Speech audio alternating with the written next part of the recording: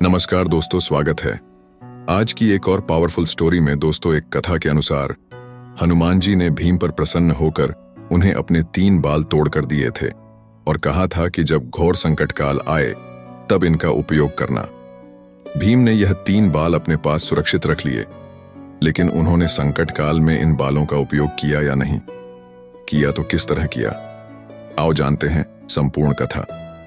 यह उस समय की बात है जब युद्ध में पांडवों ने कौरवों पर विजयश्री प्राप्त कर ली थी और पांडव हस्तिनापुर में सुखपूर्वक जीवन गुजार रहे थे। युधिष्ठिर के राज में प्रजा को किसी भी चीज की कोई कमी नहीं थी। किंवदंतियों की मान्यता अनुसार एक दिन देवर्षि नारद मुनि महाराज युधिष्ठिर के समक्ष प्रकट हुए और कहने लगे कि आप सभी पांडव यहाँ प्रसन्नता पूर्वक रह रहे हैं, लेकिन वहां स्वर्गलोक में आपके पिता बहुत दुखी हैं।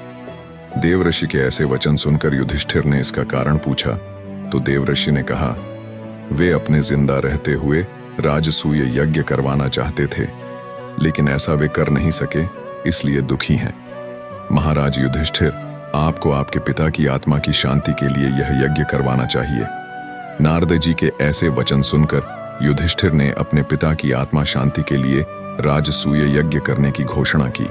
इसके लिए उन्होंने नारद जी के परामर्श पर भगवान शिव के परम भक्त आर्षि पुरुष मृगा को आमंत्रित करने का फैसला लिया। आर्षि पुरुष मृगा जन्म से आधे पुरुष शरीर के तथा नीचे से उनका पैर मृग का था, लेकिन वे कहाँ रहते थे यह किसी को पता नहीं था।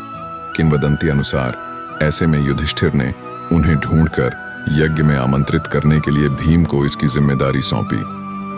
भीम अपने बड्ढे भ्राता की आज्ञा का पालन करते हुए आर्षि पुरुष मृगा को खोजने निकल पड़े। खोजते खोजते वे घने जंगलों में पहुंच गए। जंगल में चलते वक्त भीम को मार्ग में हनुमान जी दिखाई दिए, जिन्होंने भीम के घमंड को चूर किया। ये कथा तो आपको मालूम ही है। भीम भी पवन पुत्र हैं, इस नाते भीम हनुमान जी के भाई हुए। भीम ने लेटे हुए हनुमान जी को बंदर समझकर उनसे अपनी पूंछ हटाने के लिए कहा। तब बंदर ने चुनौती देते हुए कहा कि अगर वह उसकी पूंछ हटा सकता है तो हटा दें, लेकिन भीम उनकी पूंछ हिला भी नहीं पाए। तब जाकर उन्हें एहसास हुआ कि यह कोई साधारण बंदर नहीं है। यह बंदर और कोई नहीं बल्कि हनुमान जी थे। भीम ने यह जानकर हनुमान जी से क्षमा मांगी। भीम ने हनुमान जी को अपने जंगल में भटकने का उद्देश्य बताया। कुछ विचार करने के बाद हनुमान जी ने भीम को अपने शरीर के 3 बाल दिए और कहा कि इन्हें अपने पास रखो, संकट के समय में ये तुम्हारे काम आएंगे। भीम ने हनुमान जी के वे 3 बाल अपने पास सुरक्षित रख लिया और चल पड़े आर्षि मृगा को ढूंढने। कुछ दूर चलने के बाद ही भीम को भगवान शिव के परम भक्त पुरुष मृगा मिल गए, जो महादेव शिव की स्तुति कर रहे थे। भीम ने उनके पास जाकर उन्हें प्रणाम किया तथा अपने आने का प्रयोजन बताया।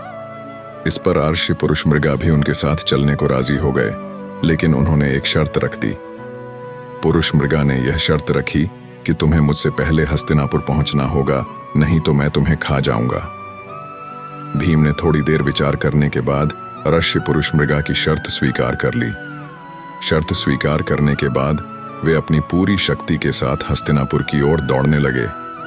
बहुत दूर तक भागते भागते भीम ने जब पीछे की ओर यह जानने के लिए देखा कि आर्षि पुरुष मृगा कितने पीछे रह गए हैं, तो उन्होंने पाया कि आर्षि तो बस उन्हें पकड़ बेचने ही वाले हैं।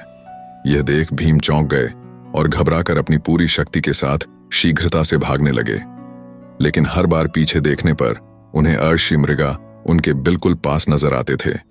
भागते भागते तभी भीम को हनुमान जी के दिए उन 3 बालों की याद आ गई। हनुमान जी ने कहा था कि संकट काल में ये तुम्हारे काम आएंगे। भीम ने उनमें से एक बाल दौड़ते दौड़ते जमीन पर फेंक दिया। वह बाल जमीन में गिरते ही लाखों शिवलिंगों में परिवर्तित हो गया।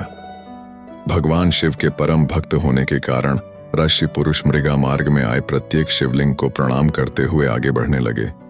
इसके चलते भीम को दूर तक भागने का मौका मिल गया। कुंती पुत्र भीम लगातार भागते रहे।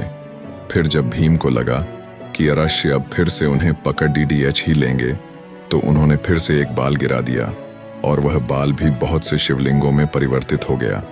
इस प्रकार से भीम ने ऐसा 3 बार किया। अंत में जब भीम हस्तिनापुर के द्वार में घुसने ही वाले थे कि ऋषि पुरुष मृगा उन्हें पकड़ने के लिए दौड़े और उन्हें पकड़ ही लिया था कि तभी भीम ने छलांग लगाई और उनका बस पैर ही द्वार के बाहर रह गया था। इस पर पुरुष मृगा ने उन्हें पकड़ते हुए खाना चाहा, लेकिन उसी दौरान भगवान कृष्ण और युधिष्ठिर द्वार पर पहुंच गए। दोनों को देखकर युधिष्ठिर ने भी पुरुष मृगा से बहस करनी शुरू कर दी। तब युधिष्ठिर से पुरुष मृगा ने कहा कि शर्त अनुसार इसका पैर द्वार के बाहर ही था, अतः यह पहुंच नहीं पाया। ऐसे में मैं इसे खाऊंगा। फिर भी हे धर्मराज, तुम न्याय करने के लिए स्वतंत्र हो। ऐसे वचन सुनकर युधिष्ठिर ने आर्षि पुरुष मृगा से कहा कि भीम के केवल पैर ही द्वार के बाहर रह गए थे, बाकी संपूर्ण शरीर तो द्वार के अंदर ही है, अतः आप भीम के केवल पैर ही खा सकते हैं।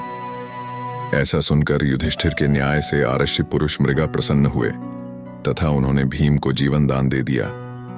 इसके बाद आर्षि ने यज्ञ संपन्न करवाया और सबको आशीर्वाद भी दिया। दोस्तों, अगर कहानी अच्छी लगी हो तो चैनल को सब्सक्राइब और वीडियो को लाइक करें और कमेंट बॉक्स में जय श्री कृष्ण जरूर लिखें।